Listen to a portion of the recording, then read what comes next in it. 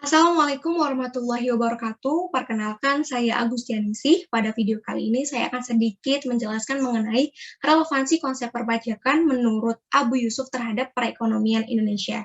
Namun sebelum saya akan memasuki materi yang pertama, saya akan mengajak teman-teman untuk mengenal siapa sih sebetulnya tokoh Abu Yusuf itu. Nah, Abu Yusuf merupakan salah satu tokoh ekonomi muslim yang sangat masyhur di dunia. Beliau itu memiliki nama lengkap Yakub bin Ibrahim bin Habib Hunais bin Sa'ad Al-Ansori Al-Jalbi Al-Hufi Al-Baghdadi. Beliau dilahirkan pada tahun 731 Masehi di Kufah dan meninggal di Baghdad pada tahun 798 Masehi. Dan beliau ini sangat dikenal dan juga masyhur ketika berada pada masa pemerintahan Harun al-Rashid pada dinasti Abbasiyah.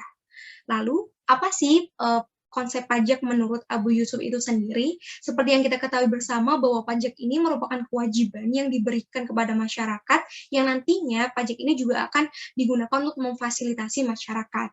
Ada beberapa jenis pajak yang juga dipungut pada masa Abu Yusuf, diantaranya yaitu fai'i, ada kharaj, usyur, dan jizyah.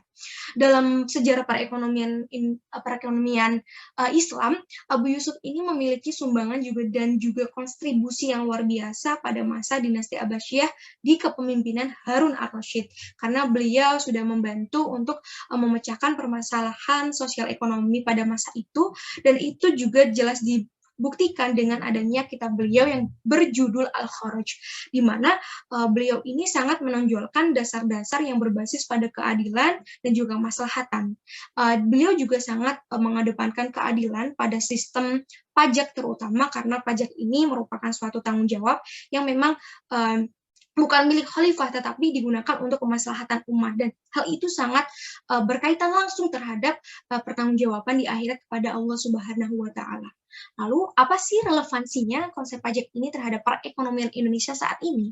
Menurut saya, konsep pajak ini sudah baik diterapkan di Indonesia, karena pajak ini bisa digunakan sebagai stabilisator ekonomi, di mana stabilisator ekonomi ini dapat mencegah ataupun menangani fluktuasi ekonomi yang terlalu tajam yang terjadi di Indonesia. Seperti yang kita ketahui, banyak sekali pajak-pajak yang sudah diterapkan di Indonesia, diantaranya yaitu ada PBB, PPN, dan juga PPh.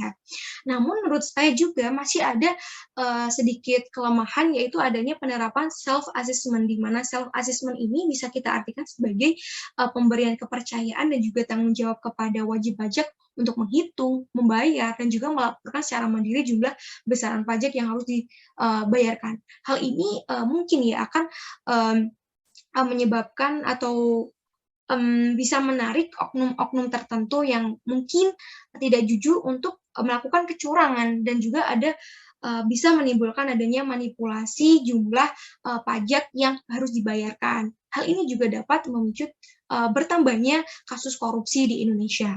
Nah, sekian video singkat dari saya. Kurang lebihnya mohon maaf. Terima kasih. Wassalamualaikum warahmatullahi wabarakatuh.